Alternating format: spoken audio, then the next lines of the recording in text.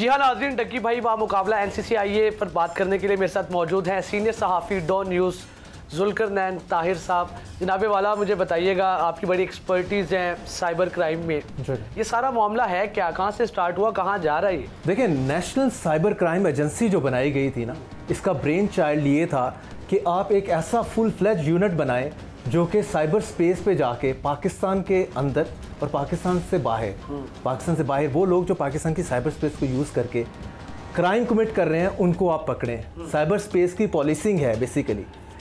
तो हुआ ये कि आइडिया तो बहुत अच्छा है कि पहले ये FIA का साइबर क्राइम यूनिट था, उनका ये छोटा सा यूनिट है, क्राइम बढ़ गया बहुत ज़्यादा पाकिस्तान के अंदर साइबर पे। तो ऐसा करें, एक नया यूनिट बनाएं और उसको एम्पावर करें, उस पर पैसा लगाएं। लेकिन इवेंचुअली पाकिस्तान की गवर्नमेंट उस पर पैसा क्या लगाती?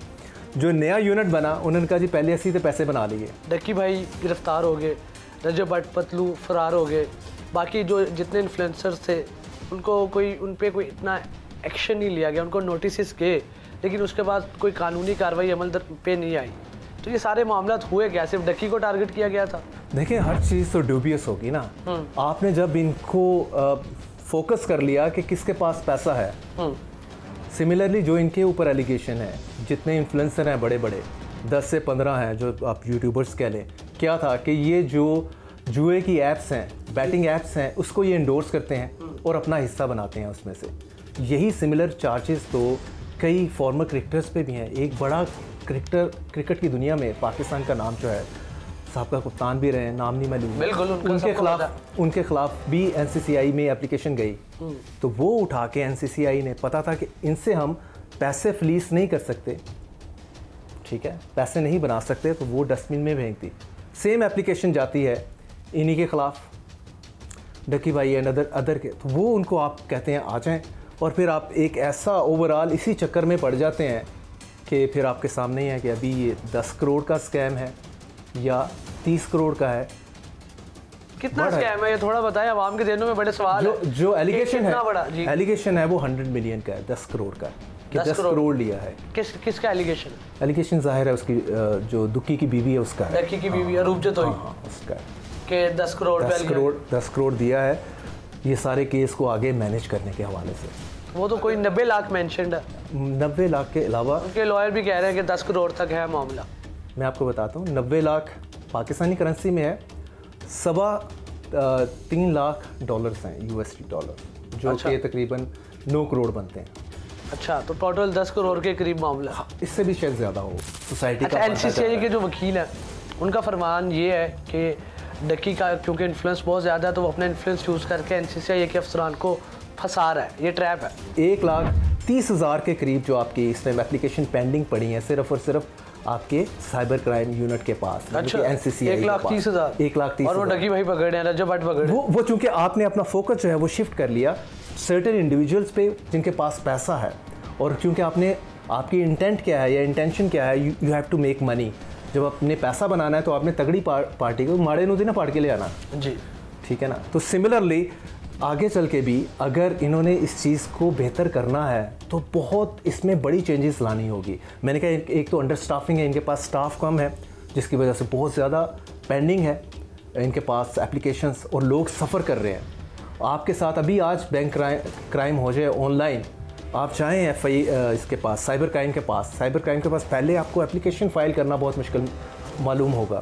आपकी क्या इन्फॉर्मेशन है, जितने 8 से 10 इन्फ्लुएंसर्स को नोटिस गए थे, FIR हुई थी, खाली नोटिस नहीं हुए थे, कम से कम 7 इन्फ्लुएंसर के खिलाफ FIR हुई। इस केस के बाद वो FIR ठप गई एक तरह की। चले, वो 7 FIRs हुई, क्या हुआ उनमें? कितने मुबैना तौर पर मुश्तरका इन्होंने कितने पैसे खाए NCCI ने?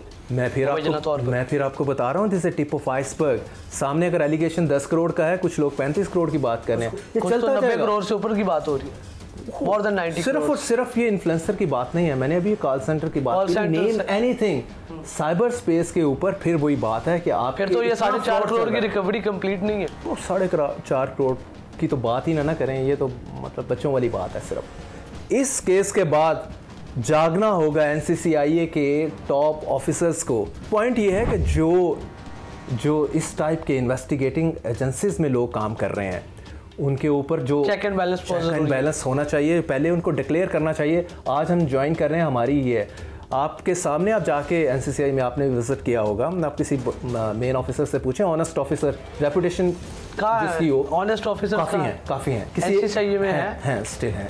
अगर सारे पकड़े नहीं गए कोई रह गया? वेरी गुड, इंटरेस्टिंग है। किसी एक ऑनेस्ट ऑफिसर से आप पूछें, वो कहेंगे यार ये इंस्पेक्टर आया था, जब शुरू में आया था मोटरसाइकिल थी इसके पास। सारे यही कहते हैं एनसीसीआई के बारे में। साल के अंदर अंदर ये ओडी में फिर रहा है। सिमिलरली ये इवन कई जर्नलिस्टों के हवाले से भी यही कहा गया कि यार ये जर्नलिस्ट शुरू में आया था, मोटर बाइक होती थी, क्वालिफिकेशन इसकी FA या BA पास था, लेकिन बाद में किसी ने इसके सर के ऊपर हाथ रख दिया और फिर इसको अच्छी पोजीशन मिलती गई। 5 साल के अंदर ये 5 इसके पास गाड़ियाँ हैं और 2 कनाल का डिफेंस में घर है।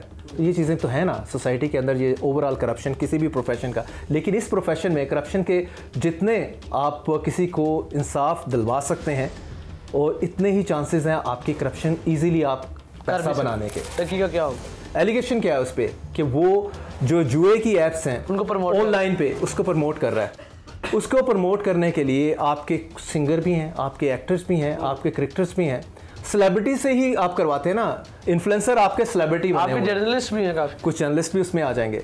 तो पॉइंट ये है कि आपने पिक एंड चूज, उसका शायद इस ऑफेंस पे जो सजा है कोई बड़ी सजा नहीं है और पहला केस है इसमें। लेकिन जितना इसको वो हाइप बिल्ड अप करते गए बाय दैट टाइम एनसीसीआई वाले, उससे इंप्रेशन यही था कि इसको इतना मीडिया के अंदर भी कर दो कि बहुत बड़ा जुर्म कर लिया, तो तभी शायद मेरा ख्याल वो रेट भी बढ़ा इसी चक्कर में। एनसीसीआई का क्या फ्यूचर है? ये अदारा रहेगा भी कि ख़त्म हो जाएगा? इदारा रहेगा, लेकिन अगर मैं सजेस्ट कर सकूं, वो होता ना अगर आपका इदारा बदनाम हो गया, शायद उसकी रीनेमिंग कर लें, रीब्रांडिंग कर लें। सबसे पहले तो शायद इनको ये करना होगा। अगर ये नहीं करते, नेवर माइंड। इसी के हवाले से फिर ये पूरे का पूरा इसको ओवरहालिंग करें इसकी। आप from starting from a very आप कह लें कि low grade officer like investigation officer से लेके आप टॉप ग्रेड ऑफिसर तक आप पूरा एक मैकेनिज्म डिवाइस करें। और इवन मैं कहता हूँ कि ये साइबर स्पेस का साइबर पुलिसिंग है basically. Cyber policing is such A tough thing. Even आपको हर टाइम आपकी इंटेलिजेंस एजेंसीज की हेल्प भी रिक्वायर्ड होती है। तो जिस तरह से हमने देखा है कि हम पाकिस्तान आर्मी से लोग पुलिस में उसमें आते हैं, उनका कोटा भी है, कुछ डेपुटेशन पे जाते हैं, तो इसी तरह जो आपकी इंटेलिजेंस एजेंसीज हैं उनके लोग भी मेरा ख्याल है कि साइबर क्राइम टीम का हिस्सा बने।